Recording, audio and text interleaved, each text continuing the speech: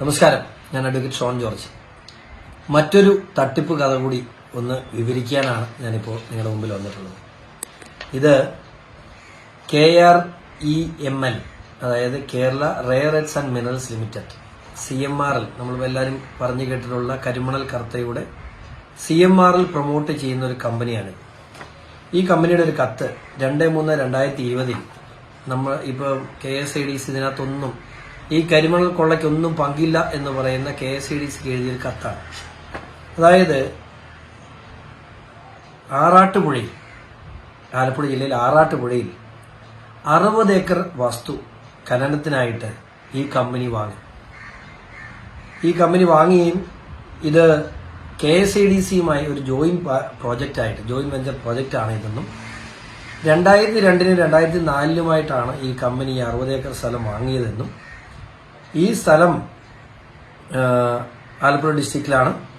അതിലേക്കായിട്ട് 946 ലക്ഷം, അതായത് 9,46,40,000 രൂപ KSIDC ഇതിനു വേണ്ടി നൽകിയിട്ടുണ്ട്. ഇതൊന്നുമല്ല ഇവിടുത്തെ പ്രശ്നം, അതൊക്കെ നടക്കട്ടെ.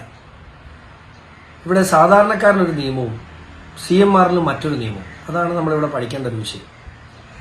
നമ്മുടെ 1963 ഭൂപരിഷ്കരണ നിയമം അനുസരിച്ച് നമുക്ക് സെക്ഷൻ 81(3) പ്രകാരം ഒരാൾ, ഒരു വ്യക്തി അല്ലെങ്കിൽ ഒരു പ്രൈവറ്റ് ലിമിറ്റഡ് കമ്പനി 15 ഏക്കറിൽ കൂടുതൽ വസ്തു 3 മാസമോ അതിലധികമോ ഹോൾഡ് ചെയ്താൽ അത് മിച്ചഭൂമിയായി സർക്കാർ ഏറ്റെടുക്കേണ്ടതാണ്. ഇവിടെ മനസ്സിലാക്കേണ്ട കാര്യം, 2002 മുതൽ 4 വരെയുള്ള കാലഘട്ടത്തിലാണ് ഈ 60 ഏക്കർ വസ്തു ഈ കമ്പനി വാങ്ങിച്ചിട്ടുള്ളത് കടൽ തീരത്ത്. അതും കരിമണൽ കൊള്ള ഉദ്ദേശിച്ച് തന്നെയാണ് വാങ്ങിയത്. 2004 മൈനിങ് ആപ്ലിക്കേഷൻ കൊടുക്കുന്നു KREL എന്ന കമ്പനി. 2004 മുതൽ പഞ്ചായത്ത് മുതൽ സുപ്രീം കോടതി വരെ ഇതുമായി ഈ കമ്പനി കേസ് കളിച്ചു. സുപ്രീം കോടതിയിൽ അനുകൂലമായ വിധി സമ്പാദിച്ച കാര്യങ്ങൾ പല രീതിയിലുള്ള ഇൻഫ്ലുവൻസുകൾ സർക്കാർ തലത്തിൽ നടത്തിയിട്ടുണ്ട്. സർക്കാർ പലയിടത്ത് തോറ്റുകൊടുത്തതായിട്ട് പറഞ്ഞു കേൾക്കുന്ന കഥ. എങ്കിലും അത് നടത്തിയതിനു ശേഷം സുപ്രീം കോടതിയിൽ നിന്ന് അനുകൂലമായ വിധി സമ്പാദിച്ച് ഇത് മൈനിങ്ങിലേക്ക് പോകാൻ തുടങ്ങിയപ്പോൾ 2019 മാർച്ച് 1 കേന്ദ്ര സർക്കാർ മുഴുവൻ മൈനിങ്ങും, ദേശീയ തലത്തിൽ മുഴുവൻ മൈനിങ്ങും പബ്ലിക് സെക്ടറിൽ മാത്രമേ നടത്താൻ പറ്റൂ എന്നുള്ള നിയമം കൊണ്ടതിന്റെ അടിസ്ഥാനത്തിൽ ഈ കമ്പനിയുടെ ഉദ്ദേശ ലക്ഷ്യങ്ങൾ പൊളിഞ്ഞുപോയി. അതിനുശേഷം ഇത്രയും വർഷം ആ സ്ഥലം ഹോൾഡ് ചെയ്ത് 2002 മുതൽ 2004 മുതൽ 2019 വരെ അത് ഹോൾഡ് ചെയ്തതിനു ശേഷം 2020 3-ാം മാസമാണ് ഇതിന്റെ പോക്കുവരവുമായി ബന്ധപ്പെട്ട് ഒരു കത്ത്, അതായത് ഈ കത്തിനകത്ത് പറഞ്ഞേക്കുന്നത് ഇതിന്റെ ഈ കമ്പനി ഇനി മിനറൽ കോംപ്ലക്സ് ആയിട്ട് മാറ്റാൻ പോവാണ്. അവിടെ ഇതിനകത്ത് കൃത്യമായി പറഞ്ഞിട്ടുണ്ട്, മൈനിങ് ഇനി നടക്കില്ല, കേന്ദ്ര സർക്കാർ നിയമം അനുസരിച്ച് മൈനിങ് നടക്കാത്തത് കൊണ്ട്.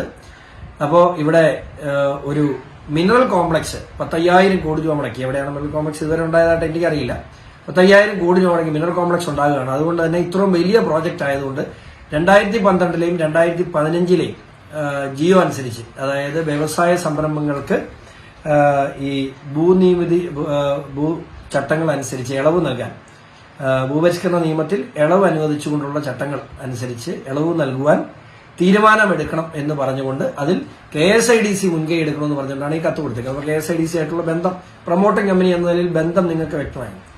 ഇനി 2012 2015 ഉമ്മൻചാണ്ടി സർക്കാരിന്റെ കാലത്തുണ്ടായിരുന്ന ഓർഡർ അത് പോരാ എന്ന് പറഞ്ഞുകൊണ്ട് മുഖ്യമന്ത്രി 2022, മുഖ്യമന്ത്രിയല്ല, ഈ പിണറായി വിജയൻ മന്ത്രിസഭയുടെ 2022 ഈ വിഷയത്തെ ജിയോ ആണ്, സ്പെഷ്യൽ ജിയോ, ഈ മന്ത്രിസഭാ തീരുമാനമെടുത്ത് ഈ വിഷയം കൃത്യമായിട്ട് സെക്ഷൻ 81(3) ഇളവ് വരുത്തിക്കൊണ്ട്, ഇത് മാത്രമല്ല ഇതുപോലെ വിവിധ കേസുകളിൽ ഇളവ് വരുത്തിക്കൊണ്ട് ഇത് പോക്കുവരവ് ചെയ്ത് കൊടുക്കാം എന്ന നിലയിൽ 2022 12/10/2022 ഇറക്കിയ ഓർഡറാണ്.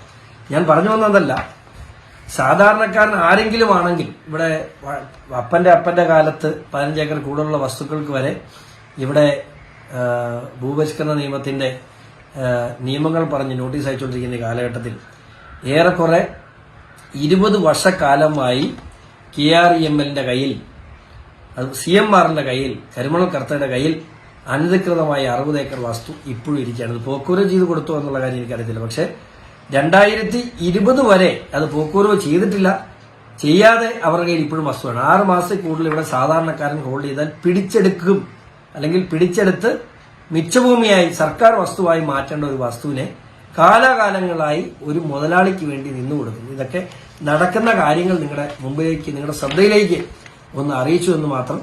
ഈ രേഖ KSIDCയും CMRലും അതുപോലെ KREML എന്ന് പറയുന്ന കമ്പനിയും തമ്മിലുള്ള ബന്ധം എന്താണെന്ന് നല്ല ബോധ്യപ്പെടുത്തുന്നതാണ്. അത് ബഹുമാനപ്പെട്ട ഹൈക്കോടതിയെ അറിയിക്കും എന്നുകൂടി അറിയിക്കുന്നു. നന്ദി, നമസ്കാരം.